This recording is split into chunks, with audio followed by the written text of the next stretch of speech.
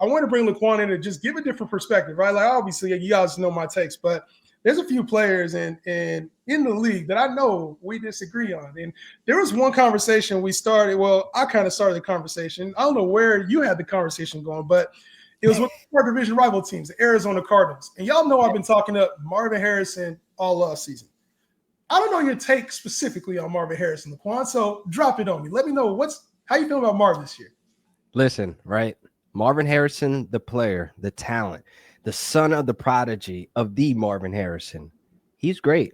The talent is there, but the situation is not exactly pointing up and posturing in the right position for me to be drafting him this year. And I say this confidently because we still got the elephant in the room with Kyler Murray. I mean, we've seen him go through this year after year. We have not seen the Kyler that we've known and loved since 2020, where he was putting up 700 plus rushing yards, when he was going out there throwing up touchdowns to his wide receiver one. We have yet to see him make that connection with a wide receiver one, going all the way back to D-Hop, going back to Marquise Hollywood Brown. Now, last season, we have Marvin Harrison on that resume of like, yo, why can't you connect with your wide receiver one? And with Marvin Harrison, I don't think I'm ready to invest in a wide receiver where there's too many question marks. Even with this season going on with this offense with Drew Petzing for the third season in a row, why are we investing in Marvin Harrison when nothing has changed? They didn't even draft a wide receiver this year. And I know that's great things for Michael Wilson Jr. I know that's great things for Marvin Harrison Jr. as well, but this offense is literally the same that we saw last year, and we were not happy with that. They won 9 games, but I need touchdowns. I need fantasy points. I need that high ceiling of a wide receiver one in Marvin Harrison. We've seen it out of D-Hop. I think it was just 1 year in Arizona. He had a strong year. And we kind of seen it out of Trey McBride over the last year where he kind of looks like to be the wide receiver one part. But now, like, there's been an emphasis on we got to get Marvin Harrison fixed. Like, we got to get him the ball. This offseason, I guess he transformed his body, and it's a year 2 jump. So for me, I think we saw elements of what Marv could be. You're right in this aspect. The offense got to be better because the offense was not geared for a wide receiver one finishing as a top 12 to 10 wide receiver. So I agree with you there. I also agree with you. Kyler has to be better, right? Coming off the ACL from the previous year, he's got to use his legs more, got to be more accurate with the football. There's a lot with Kyler that needs to be better in his prime year. He's 29 years old, I want to say. He's got to be better in his prime. I will say this, though.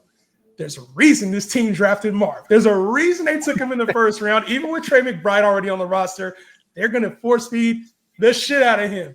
I'm all for Marvin Harrison this year, and I don't know. So do you think it's just his ADP is off, or you just don't believe that Marv is going to provide the value we're looking for?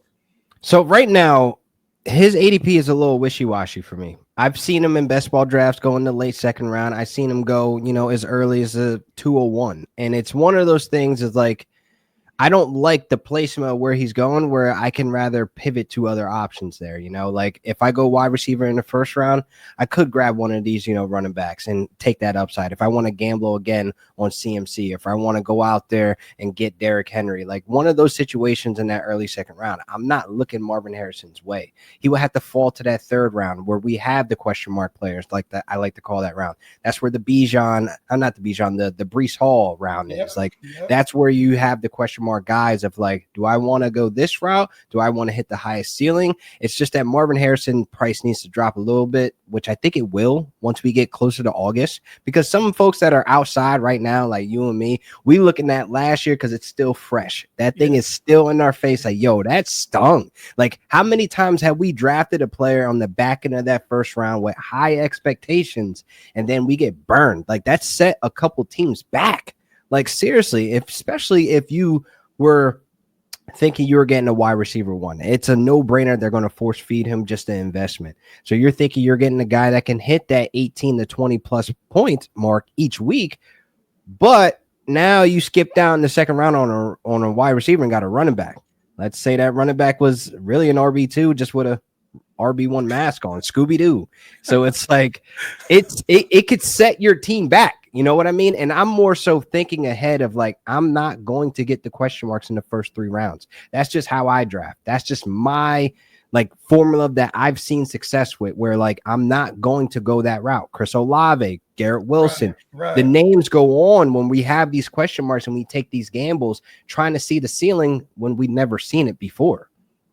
That's the one thing. And so, like, even last year with Harrison, I was kind of on the boat of like, nah, stay away from Marvin Harrison in the first round. I'm big on like rookies being overdrafted. Like, that's just it's in our nature. And yes, some of them are going to hit, some of them are going to perform. But I'm big on like Ashton Jeanty this year is going first round. I'm like, I'm not touching Ashton Jeanty this year in the first round. See? Hey, I'm with you with that. I'm so with you with that. And like I've heard both sides of the arguments, but on this one, I'm with you. I'm not going Jeanty in the first. It's round. Like you can get when you know often what happens with first round rookies or second round rookies, it's you're looking for the production that's already there with another player. So why would you take Ashton Jeanty over Derrick Henry if Ashton Jeanty's goes 1,510 and we know Derrick Henry's 1,510 in a bad year? So that's where I'm at when it comes to like players like that. I'm like, let's go even cheaper. I'll take the discount on Joe Mixon because when we look at Joe Mixon in those 10 games, right? And this is what I like to say, the fantasy core. And this is just 13 games that I need out of a guy. If I can get 10 to 13 games out of this guy of having high performance, like basically where Mixon was. Hold on, here my note. He was RB2 the first 13 weeks, the first 14 weeks, 21 fantasy points per game behind Saquon Barkley.